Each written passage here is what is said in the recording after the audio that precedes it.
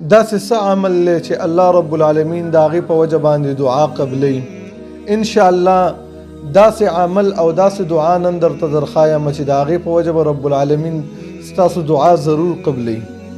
که هغه ستاسو د دنیا په باره کې دعا وي، د چا د کور مسله وي، د چا د رشتې مسله وي، رشتې نه کېږي، د چا د کاروبار مسله وي، او که د چا د آخرت په باره کې څه دعا وي، انشاءالله رب العالمین به ضرور قبلوي.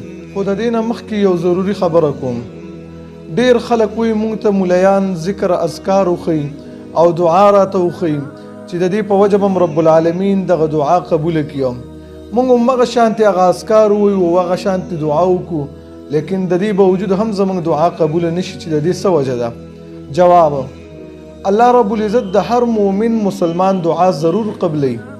الله رب العزت فرمایي: اجیب دعوة الداعی، زه د هر دعا کوونکي دعا قبلوم.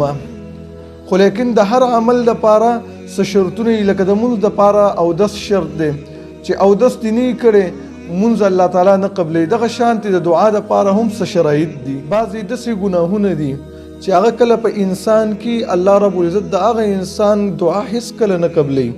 اگر که هغه ډېر هم رب العالمین ته وجاړي، لیکن رب العالمین د هغه دعا نه قبلوي. مسلم کې حدیث دی، رسول الله صلی الله علیه وسلم فرمایي دوه داسې کسان دي چې رب العالمین د هغې دعا نه قبلوي. یو هغه انسان چې هغه ډېر ګناهګار دی، بې لمازه دی، مونځ نه کوي، بې حیا دی. هغه انسان چې هغه نشهیي دی، ګناهونه کوي او سره پروا په دې ګناه باندې نه کوي چې ما ګناه وکړله. د داسې انسان دعا رب العالمین نه قبلوي. دویم هغه انسان چې هغه د خپلو خپلوانو سره خپلولي پرې کوي، رور دی، تره دی، ماما دی، نورو رشته دارو سره خپلولي پرې کړله، داسې انسان دعا رب العالمین نه قبلوي. دریم د هغه انسان دعا الله رب العزت نه قبلوي. مسلم کې حدیث دی، رسول الله صلی الله علیه وسلم فرمایي یو سړی به کعبې له تلي، دوړو به وهلي، سرتورې به یې، لاسونه به یې اوچت کړي په دعا کې. نبي صلی الله علیه وسلم فرمایي دا به وایي یا ربي یا ربي، الله نه به دعاګانې غواړي. ومطعمه حرام ومشربه حرام، د خوراک به د حرامو نه وي، د څښاک به د حرامو نه وي. فانا یستجاب له، نو کوم ځای نه به رب العالمین دته دا دعا قبوله کړي.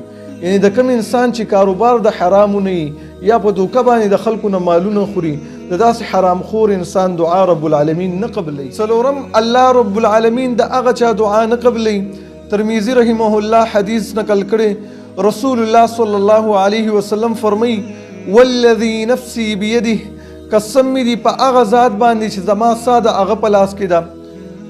که تاسو خلک نیکۍ طرف ته نه راغواړئ او خلک د ګناهونو نه منع کوئ، الله رب العزت به تاسو له دا شانتې عذاب درکړي چې بیا به تاسو دعاګانې کوئ او الله رب العزت له به زارۍ کوئ، لیکن رب العالمین به ستاسو دعاګانې نه قبلوي.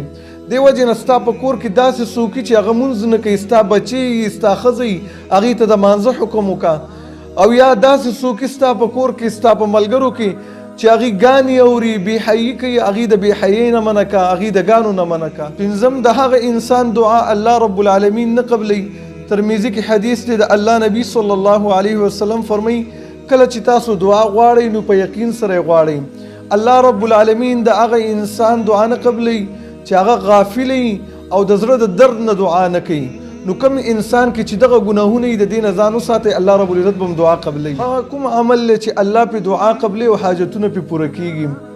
بخاري کې حدیث دی، عباده ابن صامت رضی الله تعالی عنه فرمایي چې رسول الله صلی الله علیه وسلم وفرمیل هغه څوک چې د شپې راپاسي او دغه دعا ووایي لا اله الا الله وحده لا شریک له له الملك وله الحمد وهو على كل شيء قدير الحمد لله وسبحان الله ولا إله إلا الله والله أكبر ولا حول ولا قوة إلا بالله ثم قال اللهم اغفر لي ثم دعا استجيب له.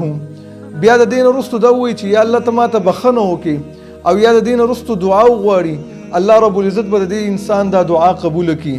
او که د دین رستو د انسان اودس وکړي او مونځ وکړي، الله رب العزت به دا مونځ ورله قبول کړي. د کوم ملګرو چې څه حاجت وي هغه د دغې طریقې سره دغه شانتې دعا وغواړي. که د دنیا په باره کې حاجت وي، د رشتې مسله وي، د کور مسله وي، د نوکرۍ مسله وي، د اولاد مسله وي، نو دغه طریقې سره دا دعا وغواړي، ان شاء الله رب العالمین به دعا قبول کړي او الله رب العزت به ول حاجت پوره کړي.